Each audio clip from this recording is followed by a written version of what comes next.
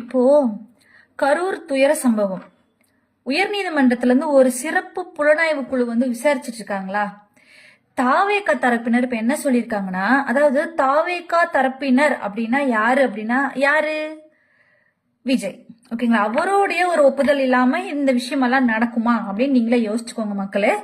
அதாவது எஸ்ஐடிக்கு எதிராக கரூர் துயர சம்பவத்தை விசாரிக்க உயர்நீதிமன்றத்தால் அமைக்கப்பட்ட சிறப்பு புலனாய்வு குழு விசாரணைக்கு தடை விதிக்க கோரி உச்சநீதிமன்றத்தில் தாவேகா முறையீடு.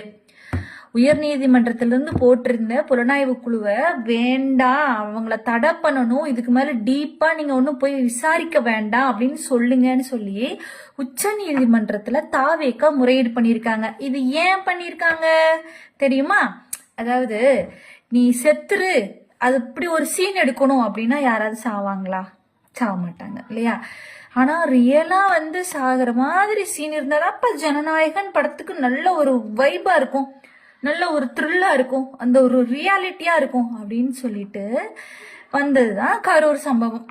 இது ஏன்னா இது ஏன் தடை, இதுக்கு மேல டீப்பா விசாரிக்க வேணாம் அப்படின்னு சொல்லிட்டு இவங்க கேக்குறாங்கன்னா, ஜனநாயகன் படத்துக்கு இந்த கரூர் சம்பவம் போல எல்லா இடத்துலயும் ஷூட்டிங் நடத்திருக்காங்க, ஷூட்டிங் மாதிரி நடத்திருக்காங்க, அதாவது கூட்டம் மாதிரி நடத்தி அது ஷூட்டிங் நடத்திருக்காங்க ஜனநாயகன் படத்துக்கு.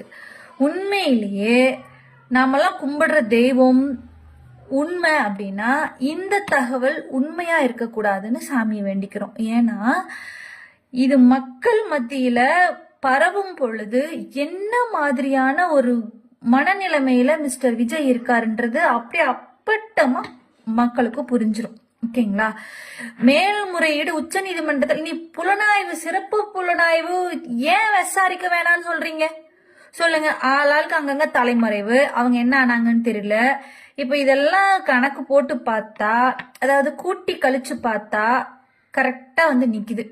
இதுல எங்க இருந்தியா செந்தில் பாலாஜி அண்ணாவை போட்டு தாளிச்சிங்க சொல்லுங்க.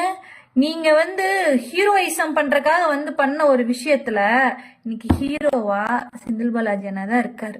இப்ப வரைக்கும் இன்னைக்கு கூட ஹாஸ்பிட்டல்ல இருந்து டிஸ்சார்ஜ் ஆகி குணமாயி வீட்டுக்கு போனவங்களுக்கு முதலமைச்சரின் நிவாரண நிதியிலிருந்து இன்னைக்கு எல்லாம் ஓடி ஓடி இப்ப வரைக்கும் ஓடி ஓடி அந்த மக்களுக்காக சேவை பண்ணிட்டு இருக்கிறவர் அவருதான் ரியலா உங்க ஜனநாயகனுடைய ஹீரோ. ரியல் ஜனநாயகனோட ஹீரோ யாருன்னா செந்தில் பாலாஜி அண்ணதான். இதுல நீங்க ஹீரோவா வர மாதிரி இப்போ வில்லனாய் மாதிரி நிக்கிறீங்க. அதனாலதான் இப்போ அதெல்லாம் விசாரிக்க வேணாம், இதுக்கு மேல விசாரிச்சா எல்லாம் வெளியே வந்துரும்னு சொல்லிட்டு மேல்முறையீடு ஏன்பா பண்றீங்க? குத்தமுள்ள நெஞ்சுதானே குறுகுறுக்குது. அப்ஸ்காண்ட் ஆயிருக்கிறவங்கள ஃபர்ஸ்ட் என்ன எல்லாம் வரும். பொறுமையா இருங்க மக்களே, பொறுமையா இருங்க. எந்த அளவுக்கு இதெல்லாம் இப்படி ஒரு கொடுமையான ஒரு நிகழ்வுகள் எல்லாம் நிகழ்த்தி உங்களை எல்லாம் முட்டாள் ஆக்கிட்டு இருக்காங்க. சர்க்கார்ல சொல்லுவார்ல, ஜனங்கள்ல பாதி பேர் முட்டாள், எல்லாம் கோவப்படுவீங்களா? ஓகே, பாதி பேர் அறிவாளி அப்படின்னு சொன்னோனையும் ஒரு சீன் வரும்ல, அந்த மாதிரிதான் இப்ப இருக்கு. இதெல்லாம் எங்க போய் முடியும்னு தெரியல. கண்டிப்பா நடக்கும்.